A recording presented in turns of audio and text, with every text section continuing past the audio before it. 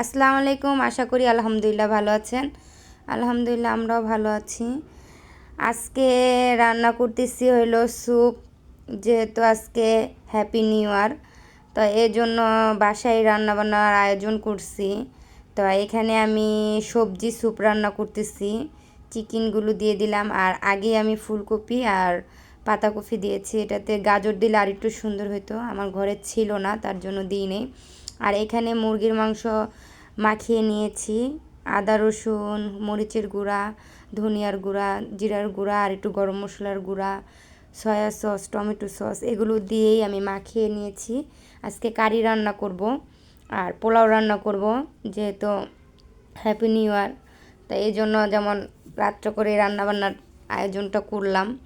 আর এই যে এখানে পেঁয়াজ কেটে নিয়েছি বড় বড় করে। আর আমার অত একটা সময় নাই, হঠাৎ করে ডিসিশন নেওয়া হয়েছে এই রান্নার। তো এখন বাজে বিকাল 4:30টার মতন, তাই এখন থেকে রান্নাটা শুরু করছি আমি, কেননা রান্না করতে করতে অনেকটাই সময় লাগবে। তো এই যে আমি মুরগির মাংসটা বসিয়ে দিচ্ছি।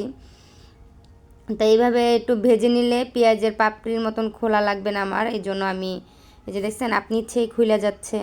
তো একটু ভেজে নিবে এভাবে, তাহলে আর ওই যে খোলার ওই ভেজালটা থাকবে না, যে একটা আলাদা একটা পরিশ্রম করা ওইটা আর আমার লাগলো না, এই জন্য আমি এভাবে ভেজে।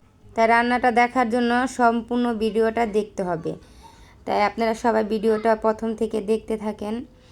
তাই এখন আমি মুরগির গোস্তটা দিয়ে দিচ্ছি।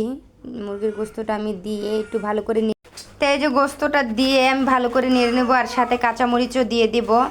আর রান্নাটা তাড়াতাড়ি সেরে নিচ্ছি, যেহেতু সন্ধ্যা হয়ে আসতেছে আর এক এক করে খাবো। তো একসাথে তো আর সব খাবার খাওয়া যায় না, এজন্য তো এখানে আমি কর্নফ্লাওয়ার গুলিয়ে নিব স্যুপে দেওয়ার জন্য। তো এই যে কর্নফ্লাওয়ারটা গুলিয়ে নিলাম স্যুপে দেওয়ার জন্য। দেখি অল্প একটুই দিলাম, তাই দেওয়ার পর এখন একটু ডিমটাও আমি ফেটে নিচ্ছি। 2টা ডিম নিয়েছি এখানে, তাহলে ঘনটা একটু আসবে। আর সবজির স্যুপটা একটু পাতলাই হয়, তাই হোক এ পর্যন্ত। আর অন্য অন্য রান্নাগুলো আমি শেষ করি। তাই ডিমটা আপনারা একসাথে দিবেন না, অল্প অল্প করে দিবেন। আমি ভুলে তাড়াতাড়ি করতে যেয়ে একসাথে দিয়ে ফেলেছি, এর জন্য একটু কমই হয়েছে।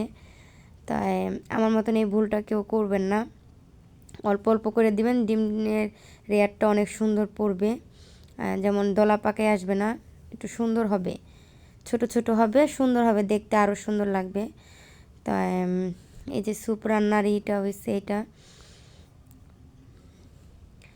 যে যেখান থেকে ভিডিও দেখতেছেন না কেন অবশ্যই লাইক কমেন্ট শেয়ার করতে ভুলে যাবেন না। আর এই যে মুরগিটাও আমার রান্না হয়ে গেছে, আর এখানটা সন্ধ্যা হয়ে গেছে। আর স্যুপ